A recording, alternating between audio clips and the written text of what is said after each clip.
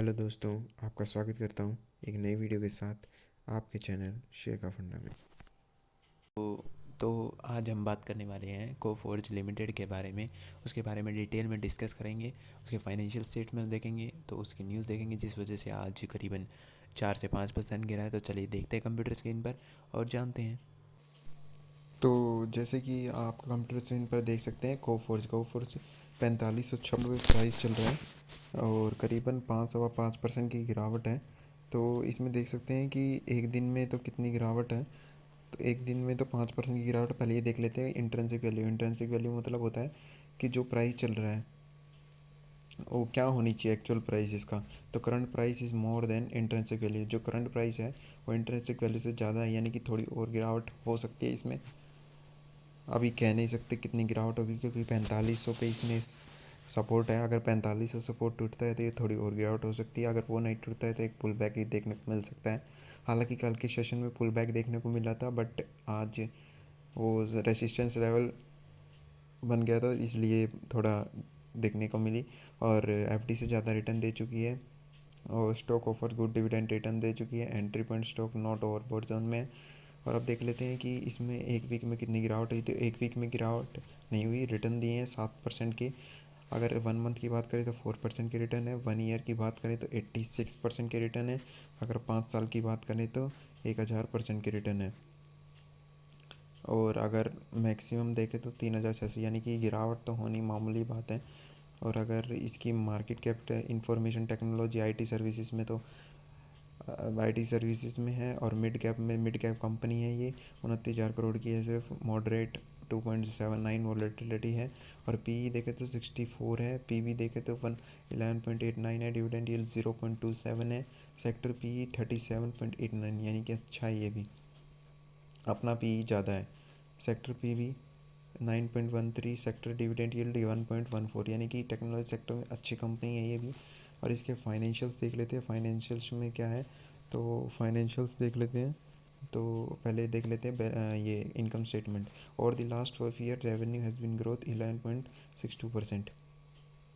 Industry का average है 8 यानी कि उससे ज़्यादा ही ग्रोथ हुई है, अच्छी कंपनी है। और अगर इसकी रेवेन्यू की बात करें तो 3,000, फिर 3,700, फिर 4,200, फिर 4,600, यानी कि रेवेन्यू भी बढ़ रहा है लगातार। नेट इनकम में नेट प्रॉफिट की बात करें, नेट इनकम वही होती है 280, 403 2019 में। फिर 2020 में 444, फिर 455, ये भी बढ़ रहा है तो अच्छा पॉइंट है ये भी। ईपीएस देख सकते हैं 45, 2018 में 65, 19 में, फिर 2020 में 71, फिर 2021 में 74, यानी कि अच्छा पॉइंट है ये भी।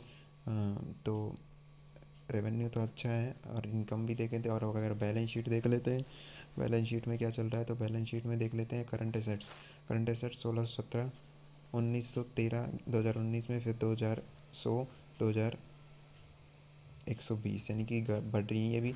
अगर non current non current liability देख लेते हैं तो लॉन्ग टर्म डेब्ट देख लेते हैं 17, फिर 10 हुई, फिर 4 हुई, फिर कुछ है 0.5, यानी कि कर्जा भी लगातार कंपनी कम करती जा रही थी। ये अच्छा पॉइंट है कंपनी के लिए।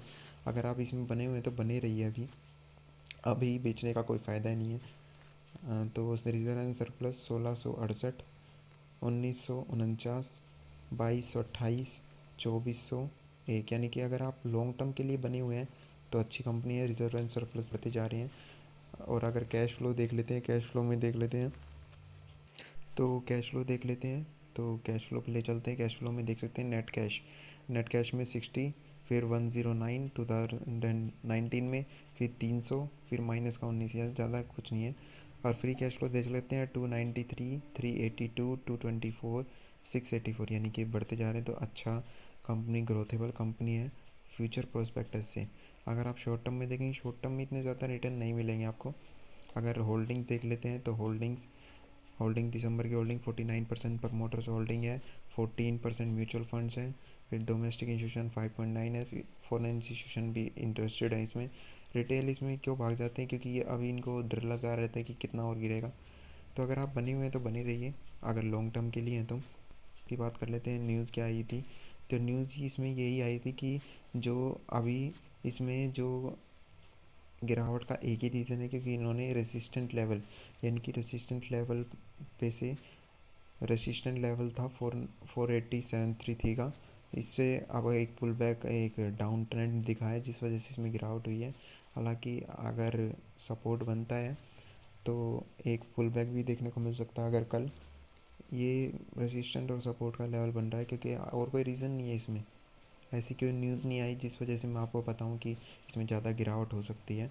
हाँ, अच्छी कंपनी अगर लॉन्ग टर्म के लिए देखें तो अभी गिर चुकी है, बहुत ज़्यादा गिर चुकी है, क्योंकि मिड कैप कंपनी अगर रिटर्न देगी तो गिरेगी। 6135 दे चुकी है, आधे की करीबन 20 से 30% गिर चुकी है। तो आप लॉन्ग टर्म के लिए जा सकते हैं इसमें, और कोई रीज़न नहीं है इसमें। और अगर एक बार और दूसरा अच्छा शेयर है, लॉन्ग टर्म के लिए जाएंगे तो thank you very much and take care and bye bye. Next video में मिलते हैं। अगर वीडियो अच्छा लगा हो तो चैनल को सब्सक्राइब कर देना, लाइक कर देना एंड कमेंट कर देना।